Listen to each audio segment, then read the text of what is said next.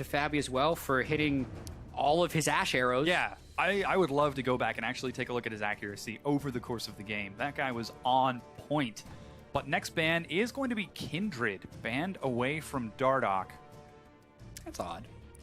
I don't think Kindred was banned in the last game. There were no jungle bans. Yeah, and it wasn't picked either. No. So, really odd there for Apex. Remarkably odd. But, well, again, it's an adaptation. They're going to try to change things up in this.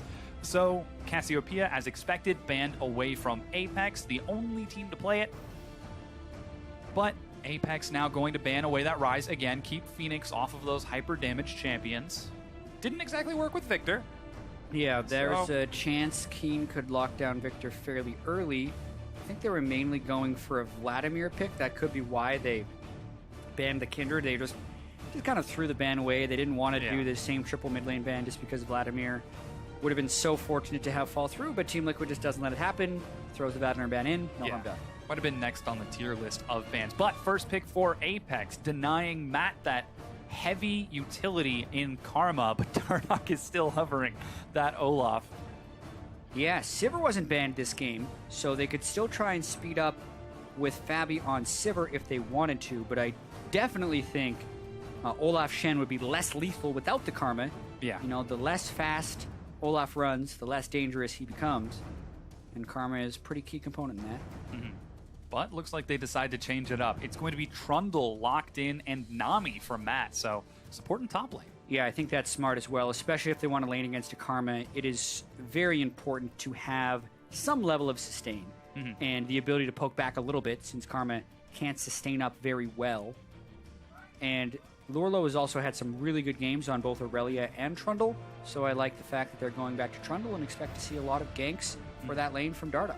Yeah, Lurlo might be expecting that Swain once again, and Trundle very well equipped at dealing with it.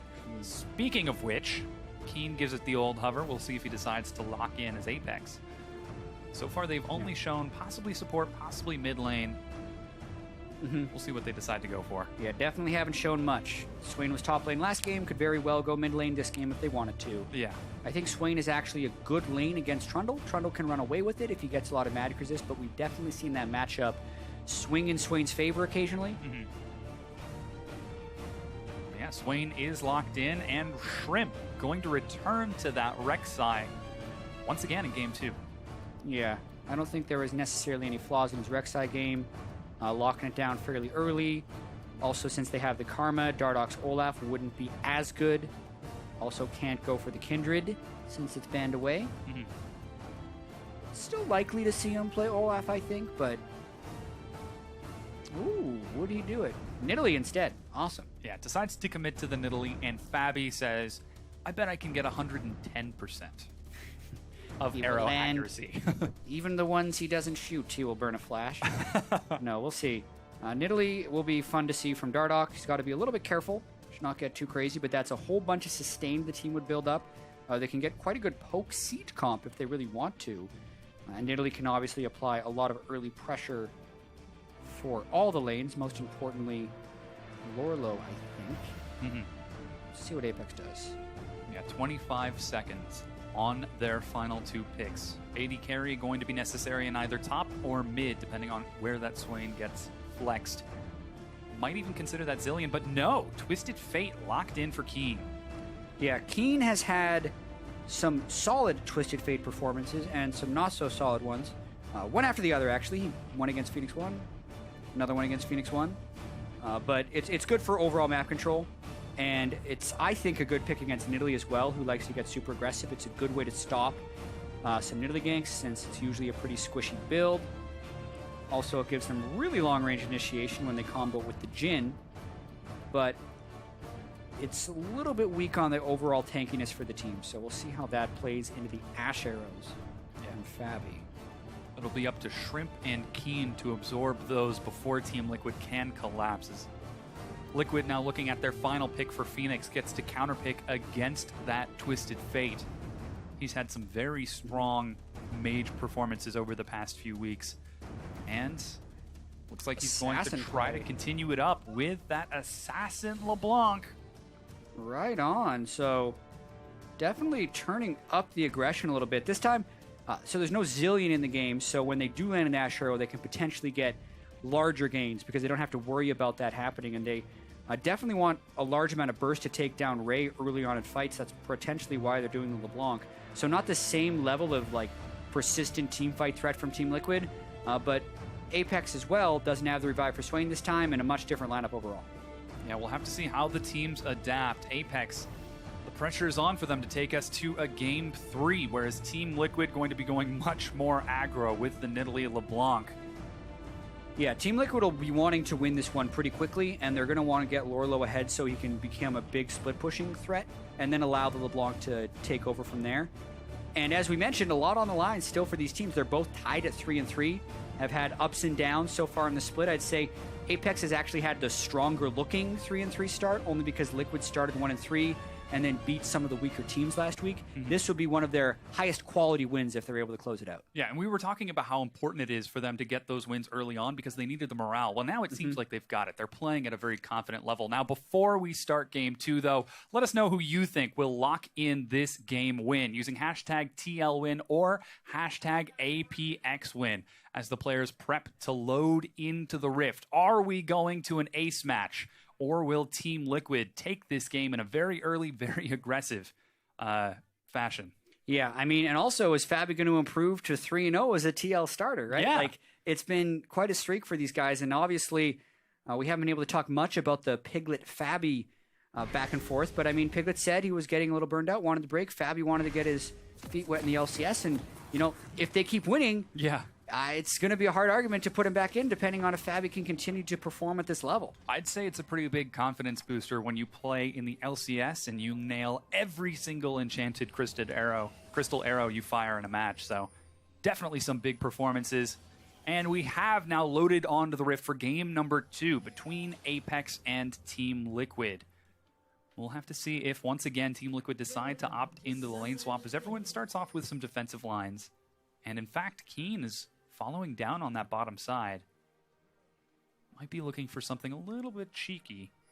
Yeah, they would always love to get an early summoner spell to make Shrimp's life easier. The flash on Burrow Gang from Rek'Sai is usually lethal if you burned a flash. It just wasn't last game. Yeah. Because he didn't flash at the right spot. Apollo gets a very deep ward, but is forced to flash as Team Liquid collapse. Why was it Ash that had to go and place that ward is the real question. Or sorry, why was it Jin to place that ward? Not a great start. They get the deep ward, so they'll get to see where Fabi walks past. That triggers to me that Apex would like to swap. Nami is such a powerful laning support. Ash can combo very well with that too. Yeah, look at that. They see Fabi in the ward and immediately path upwards. So if there was ever a question about who initiated the lane swap, it was Apex this game. This time, Apex decide to go for the lane swap.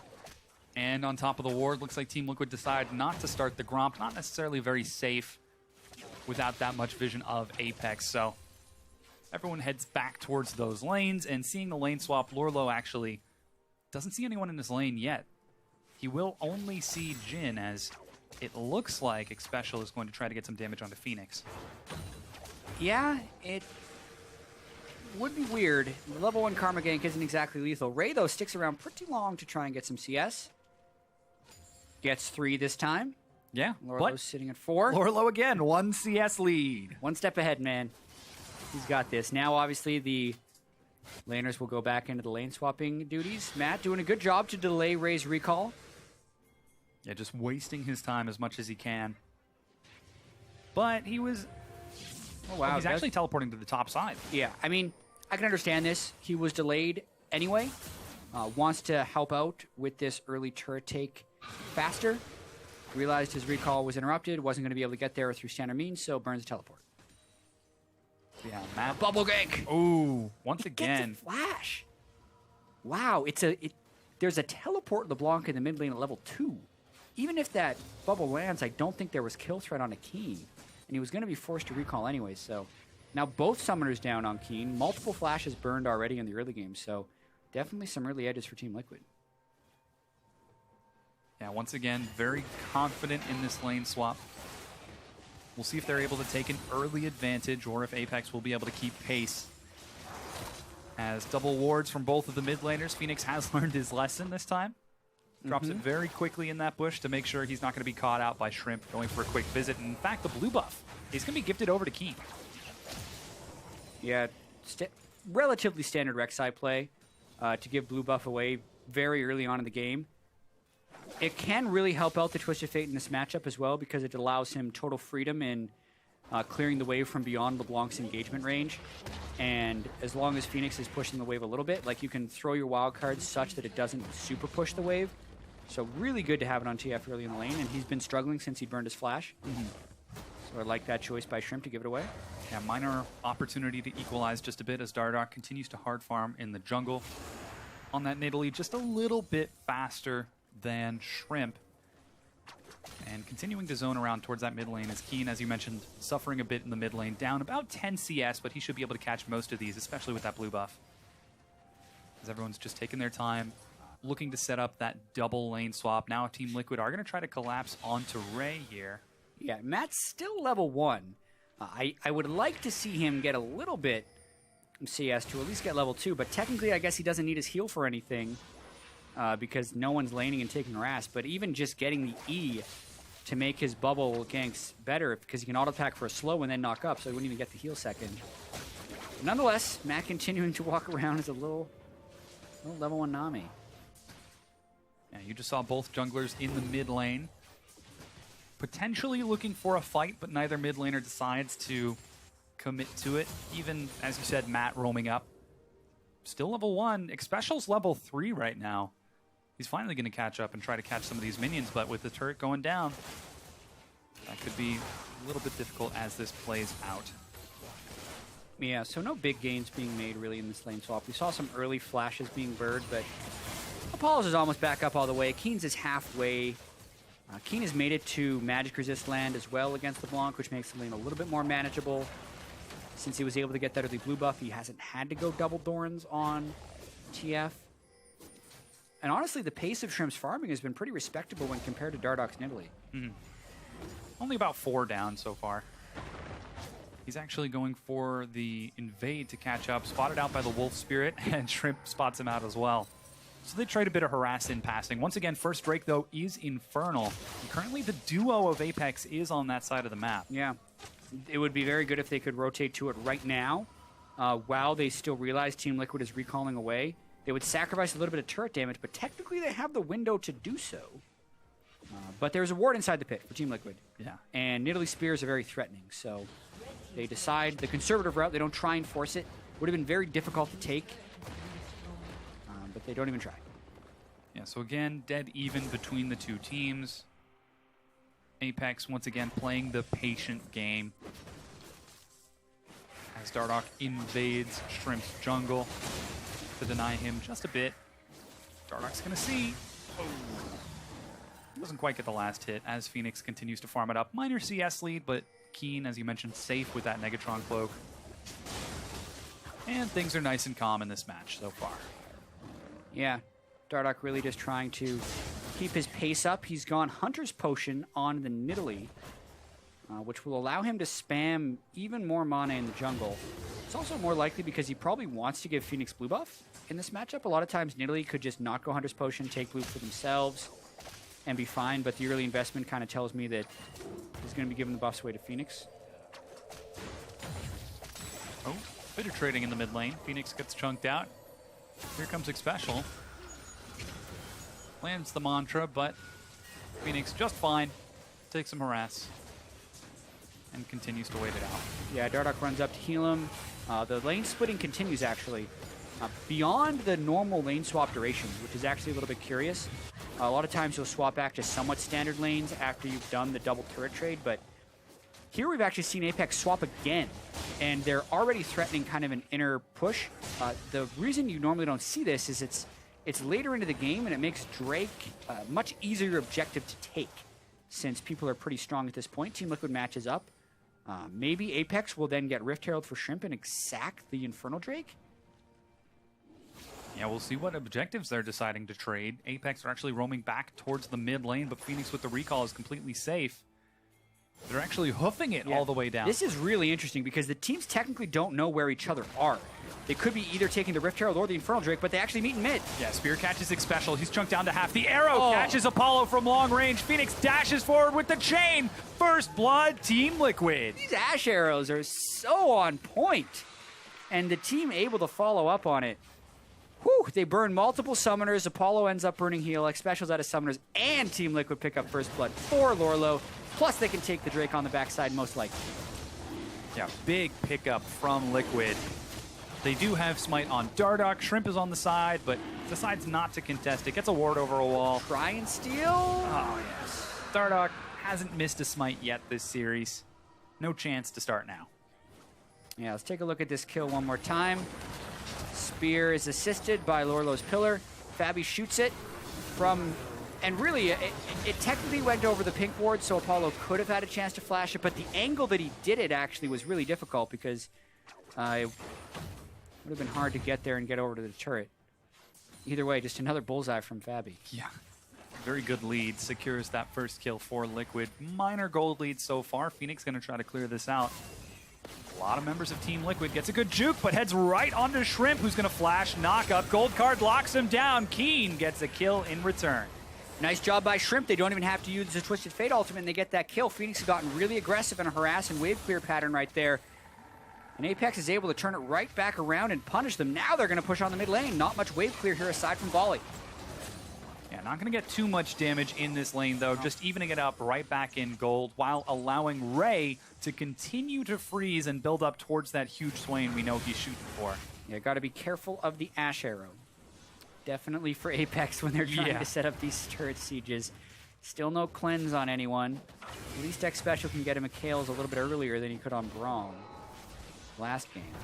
And yeah, I agree with that freeze. The longer this happens without Team Liquid making a big play, the better it would be. Looks like the freeze is actually broken, though. Yeah. Ray finally going to start shoving this out just a bit. Might be looking at big objective. Currently sitting on 800 gold, so we can't afford that Rod of Ages. Convenient timing for him. However, Team Liquid currently grouped up around the Rift Herald. They've got a lot of wards looking for some vision. Dardoch once again with the Smite Stone.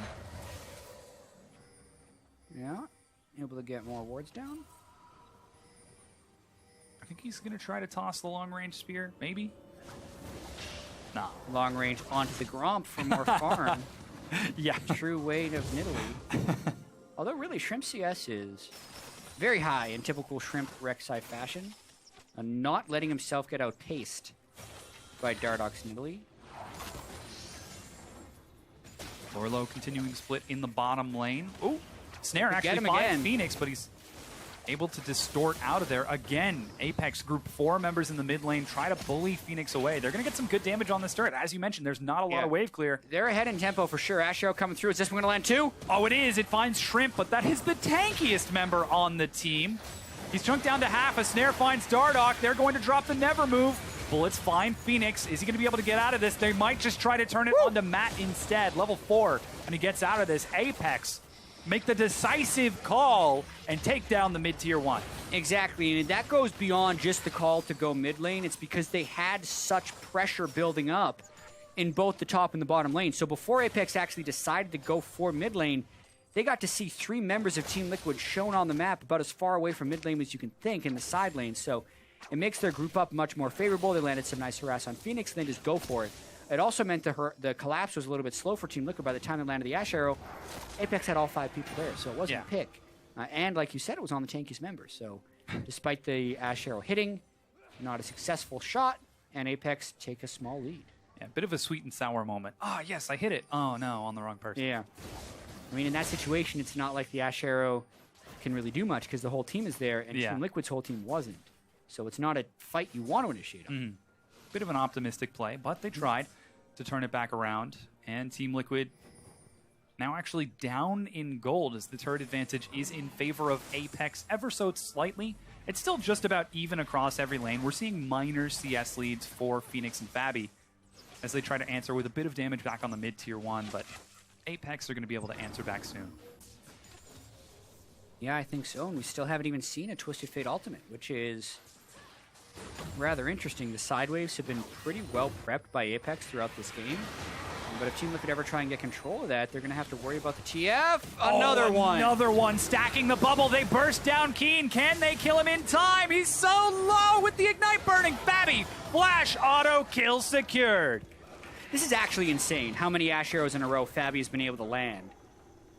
Lorlo is chasing Ray down right now. The Subjugate is still giving him some stats. He has the Chomp ready, but Ray is out of mana. Oh, he's going to try to chase him down. Flash, it's answered. Dodges the Tiamat proc. There's the Pillar Shrimp. Oh, can't make it in time. Solo kill for Lorlo, but he's going to end up trading his life back over. No, Dardoch. Dardoch is there. Dardoch was there, collapsing down, following Shrimp, so it's pretty much just the solo kill, and Team Liquid got to continue pressuring mid lane. But now Twisted Fate Ultimate. Keen is back. Oh, he's immediately caught by the bubble. Snare. Oh, doesn't even land onto Fabi. Keen's trying to catch up. The card falls off. Fabi still takes some big damage. Shrimp even misses the knockup, but Apollo secures it. Fourth bullet shot there from Apollo. Nearly great escape with the bubble, but Fabi got tagged by a few too many slows throughout that whole retreat. Big thing there, though, is the solo kill from Lorlo onto Ray. You can see it forces him into Ninja Tabi by early. Yeah, down 25 CS with only the Tiamat and Spectre's Cowl still able to get the solo kill. Definitely bodes well, but 15 seconds until that Cloud Drake is up, and we're seeing some big buys out of Team Liquid. Yeah, Abyssal Scepter Source for Shoes keeps the burst up fairly high for Phoenix. He's going to want to get level 11. When he does, he would be able to kill X Special from 100 to 0 with basically 3 spells. Apollo, I think he would need a full combo to kill, but that is a very high damage, high penetration early game build. Now you can see Apex are prepping for that dragon, trying to drop some vision. It is a Cloud Drake. Definitely going to help them chase down Team Liquid if they ever find the opportunity. And as for, they decide to start it off. Dardoch recalling means Team Liquid cannot fight it. Yeah, so definitely a pressure advantage building a little bit for Apex despite them being a little bit down in gold. They have the waves in the right spot. They can invade to get a little bit of deeper ward coverage, and really they're just having to be fearful of Ash Arrows and LeBlanc picks, because if they stay grouped up together with the Swain and the move speed addition from Karma, they're keeping themselves pretty safe. Yeah, they're going to get some chip damage on this bottom tier 2. Not quite too much. Ray just zoning away.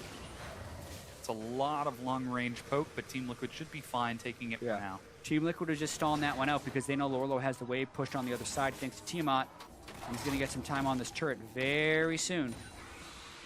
Got to be careful, though, right? It's against Direct Side and Twisted Fate. Yeah. So even if you saw where the team was, Apex can get on him almost immediately. Shrimp Void rushes, and Lorlo says, you know what, I think I'm going to fight him over this Gromp. Yeah, this is dangerous. King could get him, but Phoenix is going to try and help out. Yeah, they decide to let Lorlo off with a warning. In fact, he did use his Subjugate, which is a pretty big cooldown, so looks like Team Liquid are going to trade for that Rift Herald as 4 members group up. They're going to burn through it as quick as possible. Phoenix running zone in the front. It doesn't look like Apex have any vision that this is happening. Prepping for the bottom means that this was wide open. This is huge, actually, for Team Liquid, and Apex will know that just as well as, probably better than most people as well, because they were one of the first teams to heavily prioritize the Rift Herald in North American LCS. And Lorlo already being 2-0 against Ray will now be empowered by that buff until 37 minutes into the game. It's going to be huge for Team Liquid's split pushing ability. Yeah. Definitely very important for Lorlo to continue up. He was down 2 levels. He was down in items. He was down in minions. Now he's up a level. He's almost even in minion. He's got those kills. Lorlo is going to be looking forward to this one-on-one if he can ever find Ray around the map. Who's currently heading towards the top side. Might be looking for Fabi. He's found him. There's no flash. Can he get the kill? Teleport coming in. Oh, the Crow is not quite enough. They're going to try to turn and collapse. There goes the Twisted Fate, Destiny, and Gate. Curtain Call zones Team Liquid away, and Ray zones Team Liquid off. Yeah, Fabi, while he's had tremendous Ash Arrows, has found himself caught out of position occasionally.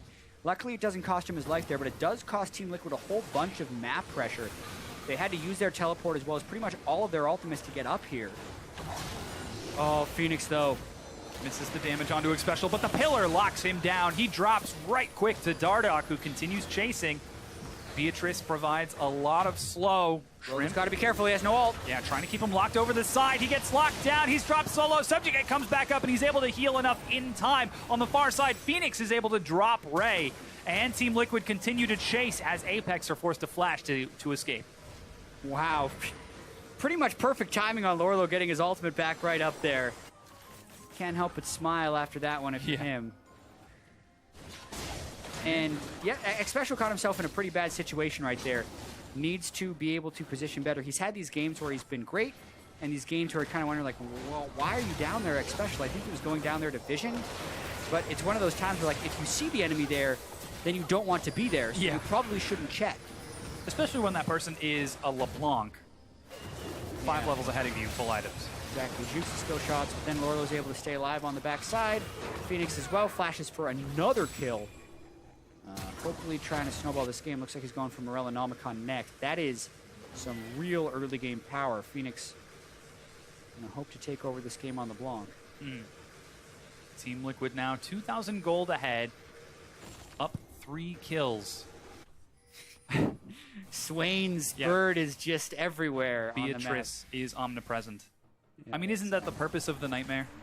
It's true. Just this bird constantly just all the time. That would be quite a nightmare. Oh boy. At least it's not knocking on your chamber door. 20 minutes in, Team Liquid now group up in the mid lane. Might be looking for that tier 2 as they've got all 5 members. Apex not quite able to respond quick enough. There's a lot of damage on this tier 2. There goes the never move. Yeah, they're trying to zone him out. Long range engage with the curtain call, but they can't lock Phoenix down, or Liquid down. It's really interesting what they're doing right here. It's like they're using the Twisted Fate ultimate and the curtain call kind of at the same time. Maybe just hoping to line something up, but we've yet to see Keen try and go in since they've never had that opportunity. And he's also going for a Lichbane build, which gives him less of an ability to just kind of go into a bunch of people because he's not rushing Zonias, and is more about split pushing. But I don't think they're going to get split push priority with Lorlo's Trundle in the game. So the options are actually a little bit lower for Apex right now. It's almost like the TF ultimate is just there to give Apollo more vision for curtain call. That was the old school Nocturne strat. You take Clairvoyance so that you can engage on people across the map. Yeah, when you don't have wards to see where they are. Yep. Ah, I got you. Now it's just Blue Trinket. Yeah. Easy. Now everybody has it. Wasn't a great strategy. Didn't work out too well. But speaking of strategies, Mountain Drake is an important thing to take. Very important for these team strategies. I tied it together. I got there. Very nice. Coming up in 25 seconds. Seeing some recalls once again out of Dardoch and Fabian with 20 seconds and Apex right around the pit. Apex could try to rush this down. Yeah, they could try and rush it down, and they have some vision of the objective itself right now, but I think they just have such limited vision control around their base that it would be very dangerous for them to go checking around that area, especially knowing the power of Phoenix in this stage in the game and also the fear of the Ash arrows. So this actually sets up Team Liquid for a pretty decent Dragon attempt. They want to. Yeah, they clear out vision in the river. They've got Lorlo split pushing in the top side of the map. Actually sitting outside of vision right now to make sure to play the one extra little bit of a mind game. You don't know where I am. Am I here? Am I there? And then he shows himself. So Apex, they're now grouped up. Phoenix and Dardoch are going to spot this out. He's going to try to... Whoa! Xpecial, no magic resist. Can't be checking brushes like that. Oh, but they have caught Phoenix. He's going to be locked down and destroyed. The arrow still finds Keen, though. They just don't have enough follow-up. Matt eats the slow. He's got his flash as Shrimp tries to catch up. That's a late teleport from Lorlo as Dardoch tries to keep the rest of Apex split. Shrimp is going over the wall. He might have gone too far as he drops Dardoch, eats a snare, and goes down to Keen. Turns into a 2-for-2. Phoenix isn't able to retreat in time after bursting down Xpecial to get to complete safety.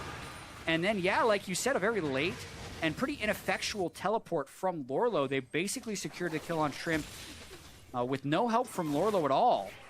So watching this one more time, like Xpecial just walks towards where, and they knew that was dangerous. That's why the Twisted Fate ult was coming in. So Xpecial just needed a little bit more patience. But then because they had the Twisted Fate ultimate, they had tagged him with the shot, which allowed the Jhin to root him, which allowed the rest of Apex to catch up. And then watch this as Shrimp continues the dive on, and the teleport comes in from Lorlo. I thought Lorlo was going to go straight for Apollo after this, but instead he just runs up the pit, and the gold card ends up killing Dardoch.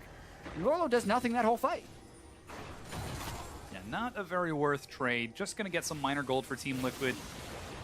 But what worked for them so well in Game 1 was taking these tiny kill leads and turning them into objective. Now it seems like that's what they're going to try to do. As they've got 5 members on this side of the map, Ray has a teleport of his own.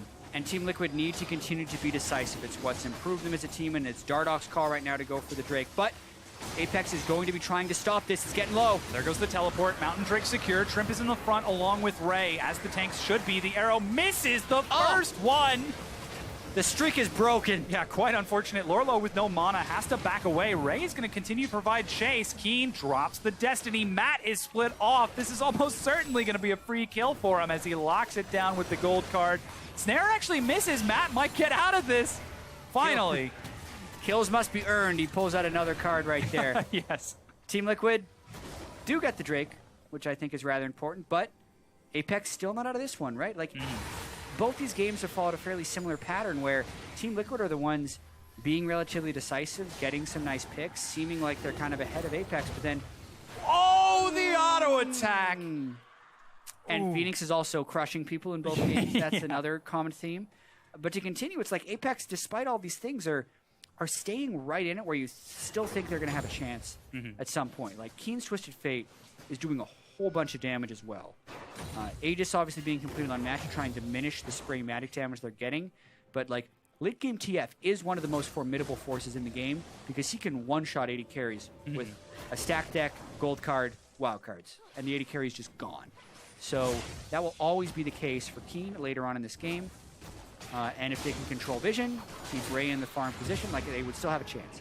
But it's still in Team Liquid's hands because they're the ones making the aggressive calls. So important for Apex to try to contest that vision as best they can. But Liquid very active with the double sweepers. In fact, Phoenix also with a sweeper. Going to try to deny it as much as possible while Ray continues to catch minions in the mid lane. Taking stock of the CS, it's fairly even. We're seeing minor advantages here and there. Dardoch has finally managed to pull ahead in CS from consistently invading. But in terms of overall gold, it's generally pretty close down the line. Maybe 1,500 gold for Dardoch is the biggest opening. Sure. Obviously, the Infernal Drake will add more value as last game. And the next Drake will be Infernal as well, so if Team Liquid can get double Infernal, that will be incredibly valuable. Now Apex are looking to push their vision into Team Liquid's top side of the map. Lorlo going to try to defend as a spear tags Shrimp. Phoenix is on the other side, but Teleport LeBlanc has the luxury of joining fights a little bit late. Apex are going to try to shove this forward. They've got 4 members there. Once again, Xpecial trying to zone with vision. Team Liquid having to buy a fair bit of time here with Phoenix going over for that blue buff. Obviously, though, they don't know that Phoenix isn't there. They also don't have total vision control about potential LeBlanc flanks, so Apex needs to respect all that initiation potential and back away. I think it's like a Schrodinger's LeBlanc. There both is and isn't a LeBlanc in this bush. So you have to assume there is. Yeah, especially if you're Xpecial. It's going to make him very timid about where he goes this game. Oh, Dardoch eats a snare. Matt takes 1, 2 bullets. The third and fourth are going to miss, though. And that was the Destiny Gate once again. So Keen and Apollo using those ultimates in tandem. Really, it feels like Keen is just trying to enable Apollo to land more of them because it doesn't look like he's even thinking about following up on these until he has Zhonya's. For now, he's just going to continue to try and wave clear. He's got a big wave stacking up bottom. Yeah, he's going to be able to catch these minions. Lorlo's on this side of the map as well. We'll see if anything opens up over there as the rest of Team Liquid continue to split the map, wait out these objectives, and not let themselves get picked off by this long range from Apex, and continue to contest vision over and over. Whoa! All right, never mind. Yeah, I mean, as much of a duelist as Trundle is, Twisted Fate gets to stun you every 5 seconds, so it's really hard for a Trundle to duel a TF. Under a turret? Yeah. I'd take those odds. I mean, that's the TF mantra.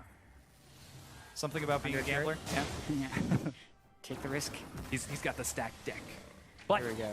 Team Liquid are going to send a couple members to the top side. Apex respond appropriately. Don't take any damage on the tier 2. Lorlo is split pushing, though, and neither Keen nor Ray are answering.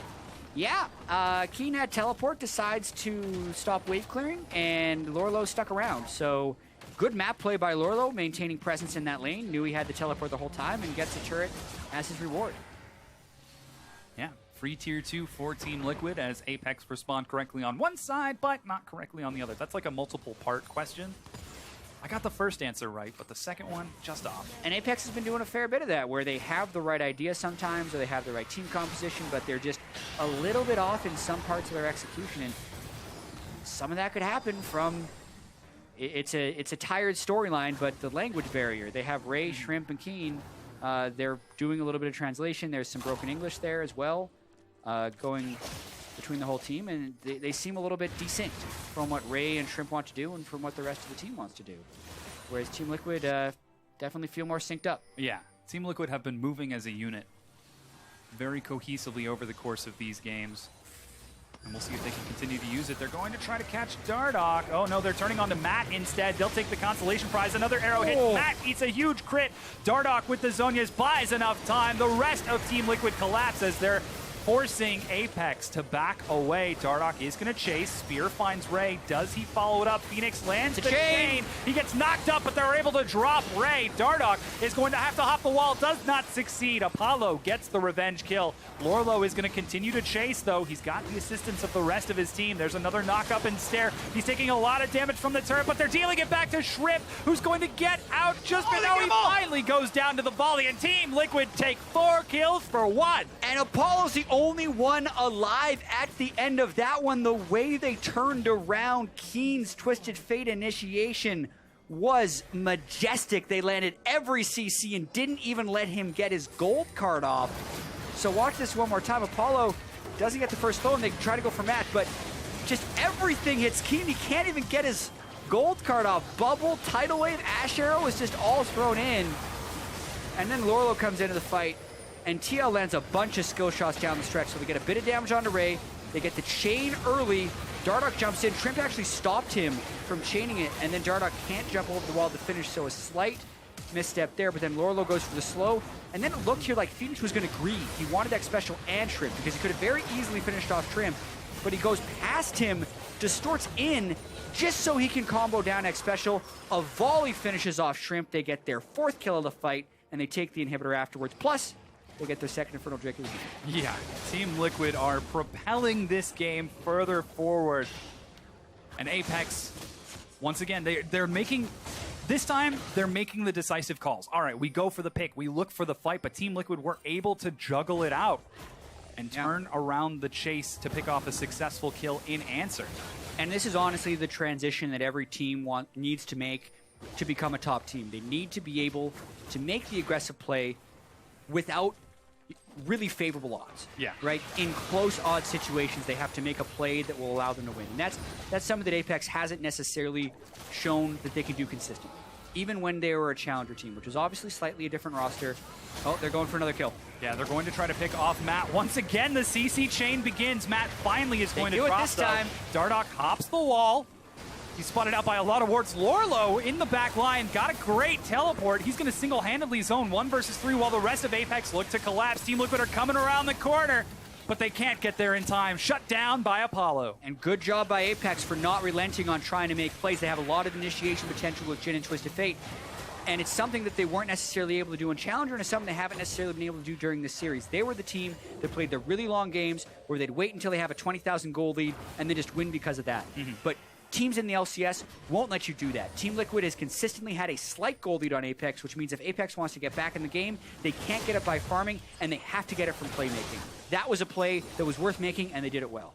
Yeah, finally going to close things up just a bit and reset Team Liquid, allow Apex to catch up in gold. We'll see if they can continue to make these decisive plays, as Vision is so instrumental for these two teams to enable the plays for Apex. And Liquid, triple sweeper, are going to try to deny that as much as possible. Yeah, definitely. Both teams relatively similar Vision strategies.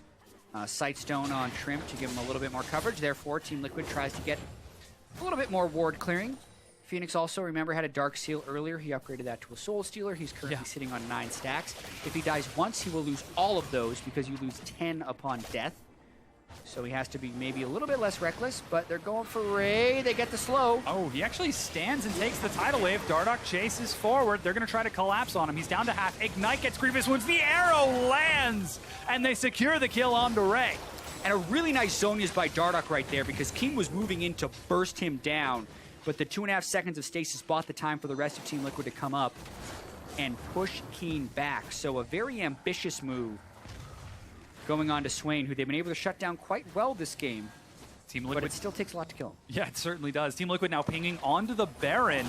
Ray is dead for 20 seconds. He's going to have teleport, though. There goes the curtain call. 2 bullets find Dardoch. If he can burst him down, that would be huge, as Apex are going to try to contest this.